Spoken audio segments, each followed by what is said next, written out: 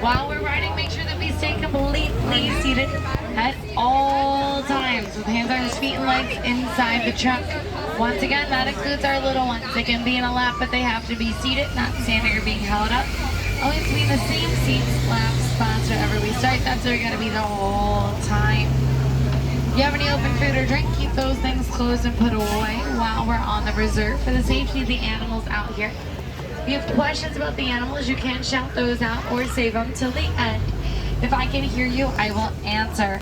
But as you can tell, this audio is not the loudest microphone in the world. So for the respect of the people around you, I am gonna ask that you guys, if you're not asking a question, do keep it to a relatively lower volume so we all can hear what the animals are, what's going on. You do also have an animal spotting guide above you to help identify any animals if you think there's any that I missed. It's mostly up to date. And if you're taking pictures, have those cameras or phones out and ready to go. On a sports or an action setting, if you have one, we'll stop for as many animals as we can, but we can't stop for everyone, can't stop for long, and they definitely do not stop for us. Once again, make sure we're in our final spots, because we cannot be playing musical chairs or hot potato while we're on the safari truck tonight. We're going to be getting started here momentarily in the Little Surrey rainforest. The animals in the rainforest rely heavily on camouflage, so make sure you have your eagle eyes sharp and are ready to spot them out here.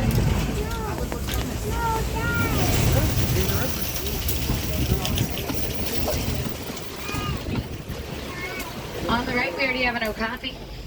Okapi are one of the rarest animals on Earth. Only in the deepest and densest parts of Africa's rainforests. We're not even sure how many are left in the world today because of how elusive they are. Anyone know what the closest living relative to an okapi is? Giraffe. Giraffe, yeah. They have the same shaped head as a giraffe and the same long prehensile tongue. They use to lick their eyeballs, stick their ears out, or grab the fruit they want off the trees and bushes. The antelope on our left are the bongos. They're the largest and heaviest of the forest exclusive antelope. Their horns are angled backwards, help them move quickly and quietly through that forest underbrush. They're nicknamed the ghost of the forest because of how quiet they can be. But because they are exclusive to the rainforest, they are unfortunately also critically endangered. Many of the animals that are in the rainforest of Central Africa are also in a lot of trouble right now. One of the biggest issues is mining for a mineral called coltan. Now, coltan, you may or may not have heard of it before, but I bet you own some. It's used in pretty much all of the electronics that we plug into charge. So your cell phones, cameras, laptops, tablets, all those things contain coltan. And it is mined primarily from the rainforest of Central Africa. The good news is it doesn't go bad. It doesn't matter if you've dropped your phone so many times it doesn't even turn on, it's totally broken. The coltan on the inside still works. So if we take our old electronics and to be recycled, that coltan part can be reused over and over and over again. It ends up saving a lot of animal lives. And it supports the people in those areas also. So it's a great thing to do. Almost all the stores that sell those electronics will recycle them for you. Up on the top of the hill on our left, the tan antelope with the big ears are greater kudu. Only the male greater kudu have horns. Their horns are 6 feet long and spiral in shape. The black and white birds on our left are saddle-billed stork. They're one of the tallest stork in the world. They have about a 9-foot wingspan, similar to the length of the canopy above your head. One of the other ways to help out the rainforest is actually one of the plants surrounding us a lot of the time throughout this reserve, bamboo. If you've ever felt bamboo before, you'll know it grows just as hard, just as strong as a tree does, but it's actually a type of grass. So bamboo can grow up to 4 feet in one day. It takes trees a lot longer to reach 4 feet, so keep that in mind. So I step out of bamboo. On the right, you can start to look for shadows under the water to tell you where there might be hippo. Stay seated. We are going to get another opportunity to see some up ahead in the shallower parts of the river, truthfully. The tricky part about looking for hippo is that they can't sweat. So they're usually in the water during the daytime, but they also can't swim. So they're typically touching the very bottom of the river. They walk along the bottom surface every 5 minutes or so for a breath. In certain parts of this river, they can be directly next to us and we wouldn't be able to see them. They sleep during the day. They come out at night to eat as much grass as they can. Hippo are herbivores. You don't eat meat, but don't let that fool you either. They have powerful jaws and long teeth that are just for defense. And hippo are actually poached for ivory, just like elephants are, but there are more laws protecting elephants than protecting hippos. So do really need our help. I'm not seeing any right now, but there are a bunch of vultures. Anyone here like vultures? No. One? Okay, I'm going to try to change the rest of y'all's minds here in just a couple minutes. But first, we are going to see some crocodiles.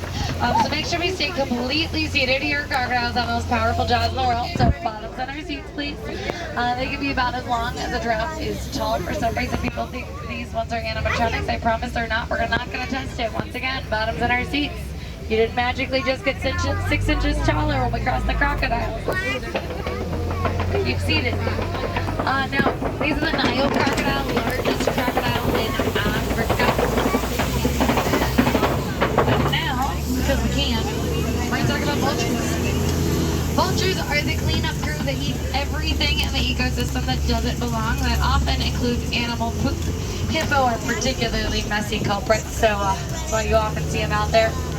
Not only do vultures eat all the gross stuff, that's why most people don't like them, right? Because they're associated with death, they eat all these gross things, they seem gross themselves. You want them out there eating all that gross stuff because they're really, really good at it. They're going to keep the earth cleaner, smelling much better, and the best part is, if they eat their food, they digest and destroy all the viruses and bacteria in that food that they're eating, which stops the spread of disease from animal to animal. Now, because people don't like vultures, you know, they're ugly, they're gross, they're all sorts of things. Most of the world's vultures are endangered. People target vultures just because they're vultures. Now, in the places where you don't have enough vultures to be the scavengers, you know who comes in to fill that role? Usually rats take over instead. Now, rats have their own virtues, but they're mammals, which means they get and spread the same diseases as other mammals. One of the best ways to save the cute, cuddly animals we're about to see here in the savannah is helping out the vultures, so keep that in mind. Even those bald heads are hygienic. It's not easy to eat messy food with feathers all over your face, would it? On the right here, we're going to have the Ankole cattle. Ankole cattle have the really big white horns in their wallet, and for living out here, they have a honeycomb structure on the inside of their horns. They'll pump blood up through the honeycomb, pulls up there, spreads down to the rest of their bodies, kind of like air conditioning. So it's pretty useful. And they are domesticated. You'll see it there in Africa and some other parts of the world today. You may also see it by the name of Watusi cattle. They were domesticated a long time ago. They have several different names, actually. They're going to free roam the savannah during the daytime. At night, they're brought into structures called bomas to keep them safe from predators. One of the biggest challenges for our livestock is going to be keeping them safe from those predators. And we're working on some different projects to kind of help out with that. Working on making living walls, so walls that have bushes and trees to maintain those natural boundaries a little stronger. Speaking of predators, on our left, we'll see some African painted dogs. Painted dogs are a completely different animal from a hyena, so if you haven't seen or heard of them before, learn more about these guys later. They're pretty great. Painted dogs are one of the best predators in the world. They have a hunting success rate 3 to 4 times out of a lion's. They're so successful because they rely on teamwork. So they find alpha male and alpha female who together decide the movements of the group. And they don't move on until everyone's ready to go. No matter how old, young, sick, or injured one individual might be, they take very good care of each other. And us to take good care of them also. They're extinct from 25 of the 39 countries they used to live in. Back on our left there, you'll see some sable antelope. They've got the long curved horns, and they're not afraid to use them. They'll fight off even a lion if they have to. That's why they're the emblem of our reserve here. They're known for being tough and unyielding, just as we try to be when it comes to defending all these awesome animals and wonderful ones out here. Now, painted dogs are an animal we're trying to help protect, but they can be a little difficult because they have such strong social structures. You can't just, spread them out to new places or help them in some of the same ways that you would for other animals. But yeah, I'll learn more about them later. They're super, super cool. On our left, you're going to see wildebeest. A group of wildebeest is called a confusion because they live in really big groups. 1.5 million wildebeest, 200,000 zebra, some other antelope also, They're going to migrate each year across eastern Africa, making up that great migration across the Serengeti. Their journey of up to 1,000 miles long. It's pretty famous. You might have heard of it before. Large enough to be seen from space. I would recommend checking out a nature documentary instead. It's a lot cheaper and easier that way, and you're still going to learn a lot. And they migrate to find what you probably spend, or will spend at least tomorrow, trying to avoid. Looking for rain, looking for water, anywhere that has enough resources to support those animals through the dry season. And up next year, we are going to Giraffe. We're going to let this one cross the road. They live here. They get the right of way. Giraffe are the tallest land animal. They reach up to 18 feet tall as adults, and they're 6 feet tall as newborns. Even the shortest giraffe in the world was taller than I'll ever be. Believe it or not, giraffe have the same number of bones in their neck as you have in yours. 7 vertebrae for them, 7 vertebrae for us. Their bones are a lot larger than ours are, but still say we are neck and neck. Since each of their bones is only 10 inches long. It's not easy to put blood up their long neck like that either. They've offered about the size of a basketball to help get the job done. And one of the highest blood pressure in the animal. Their blood pressure is about double that of a healthy human's. And giraffes eat all day long. They barely sleep. They only sleep for about 30 minutes each day, and those 30 minutes don't have to be consecutive either. They sleep standing up or sitting down. It's pretty rare for them to lay all the way down. It makes them a lot more vulnerable to predators that way. You can save about 23.5 hours each and every day to be on the move, often in our way, just like the truck, the ones in front of the truck in front of us. So these two.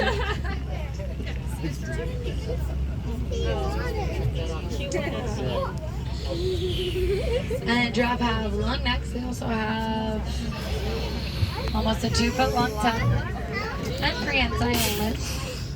So they're good at eating all the parts of the trees they want, avoiding the parts they don't want, like the thorns. When they do that, they often get pollen on their noses. So giraffe actually are the world's largest pollinators. They help the food they eat from to grow.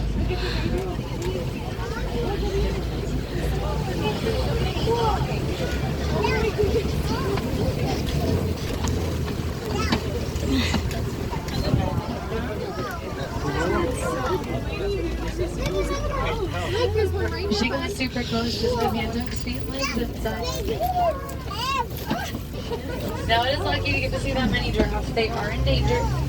They have already gone extinct from 7 countries in Africa. So they are one of the animals we got to work to help protect, and that is something that we are part of here. We've got projects that happen right here on this reserve, also ones that happen throughout the world, throughout the wild. So learn a little bit more about those if you can later. You can check out our website, disney.com/conservation, or just look up if you have a favorite animal, find a group supporting them. You can always donate money. It always helps, don't get me wrong, but you don't have to support wildlife. You also can just follow some of those groups on social media, join some email lists. Just by staying in the loop, you're going to help a lot of those animals out as well. Don't underestimate the power of that, those little types of support too. For many of the animals here in the savannas, the big issue is going to be habitat loss and kind of the fragmentation of those habitats and those populations. A lot of these animals no longer can have a continuous population. Where they live is too few and far between, that those animals are slowly getting farther and farther away from each other, but breaking up into smaller and smaller populations. And then even if they're out there and they can't find each other, you're gonna have a lot of issues for genetic diversity and a whole host of other things too. One way to help them is by protecting our land and also building what we call wildlife corridors. We want to connect our areas of protected land so that those animals have ways to get from one place to another, so they don't have to worry about breaking up those migration routes. They're able to reach those levels of complexity in the ecosystem.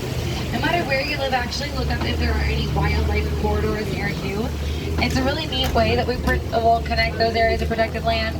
Some of them are going to have like kind of bridges or tunnels to go over under the roads. Some of them are, there's a lot of very creative ones. Look up if there's any near you actually, they're pretty neat.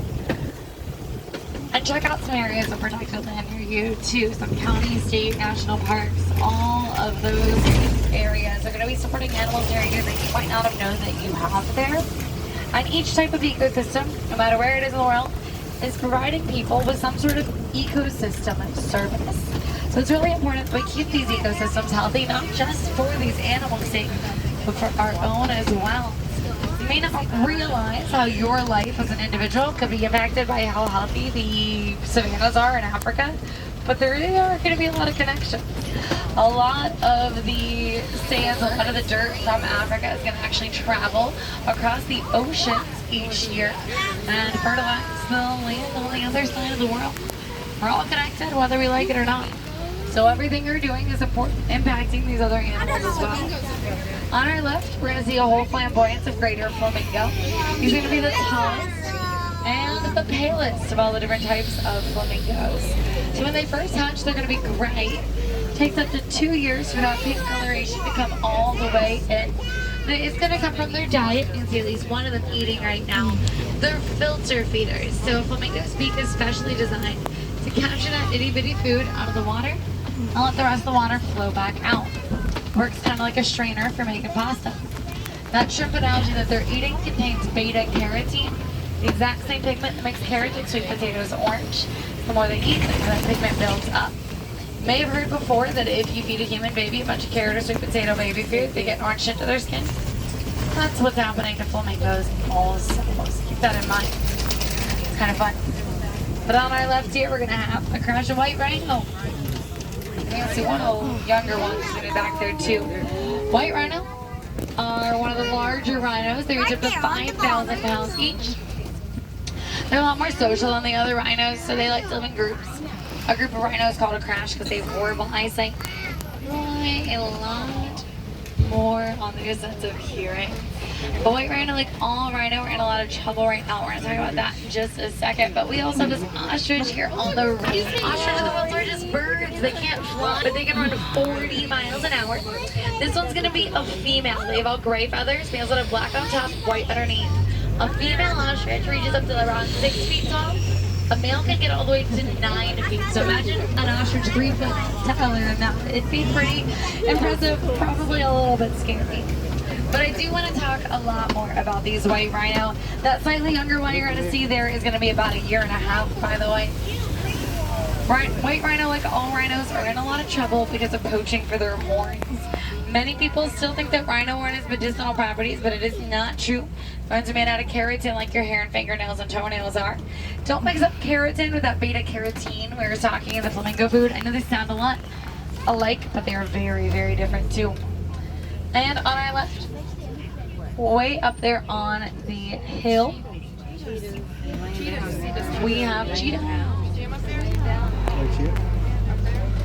Cheetahs are the fastest land animals. They can ambush very, very well. They can reach speeds between 60 and 70 miles an hour. They reach those speeds very quickly too, in just about 3 seconds. They have a similar acceleration rate to the rock and roller coaster. And cheetahs are going to be pretty different from all your other big cats. For when they can't roar, they can purr, growl, chirp, hiss, make other noises, but they can't roar.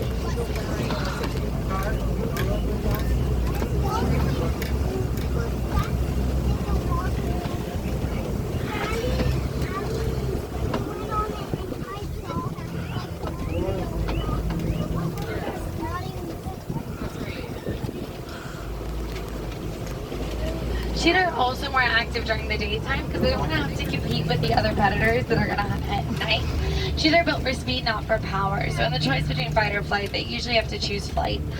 They can't really defend their food and they lose about half of it just attacked by other animals. On the right here is going to be my favorite on this reserve. This guy's a Puntabak. Now, this guy is a super senior citizen. He's already well exceeded his expected lifespan. A little brown and white antelope over there. And it's a miracle to have seen a Puntabak still today. I'm going to explain that comment in just a minute, but I think we might have someone else here on the left. Yeah, here's a sleeping lion. Lions sleep 16 to 20 hours each and every day. This is how you're usually going to find them. They only have about a 20% hunting success rate, even when the females do it. They're a lot better at hunting than the males are. So you need to conserve as much energy as possible. Lions are at the top of the food chain. That's where everyone thinks they want to be, but it's not the easiest position. In order for there to be enough lions, every level below them in the ecosystem has to be healthy first, so there won't be enough resources to support the animals at the very top. And that's how we've lost half the world's lions in the past 30 years. We saw a white rhino out there. We saw a southern white rhino. Does anyone know how many of the other subspecies of the northern white rhino are left in the world today? Only 2, and they're both older females. So we have to work really hard to save the others while it's still possible. And when I think about animals like lions and rhinos that we could lose, think about that guy on the right. At one point there were only 17 Bonsamak left in the whole world. There are easily more people on this truck right now than there were Bonsamak anywhere. One farmer wanted to help out.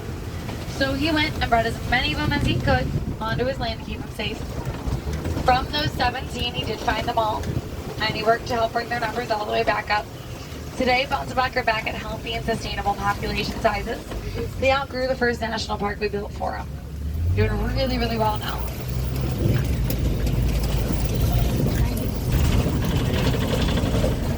Bonsamak are proof that even one person can make a really big difference, and we can save animals even from the brink of extinction. And that's important to keep in mind. It's also really important we all do our part to help make that happen and to live a little bit better alongside the wildlife we're sharing the world with. That's what the farmer on the left is doing here. These are the Nigerian dwarf goats. They're domesticated dairy goats. They don't get any bigger than the biggest ones you see here. And they produce very sweet and high protein milks and cheeses that all pleasant the farmers, your lands, and other wildlife. That's a great way to help out if you're a farmer living off the land in Africa. But as adorable as the baby goats are, I'm not going to keep getting my milk and cheese from the grocery store.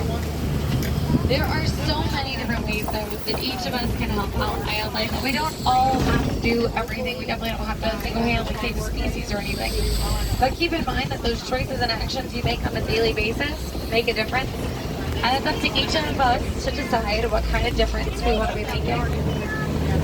Here at Animal Kingdom, we're involved in a lot of really great projects to help conserve wildlife here. So just by being here today, you're helping to support those projects. So thank you. We actually have one of the most successful white rhino breeding programs in the whole country. There have been 13 white rhino born on this reserve so far.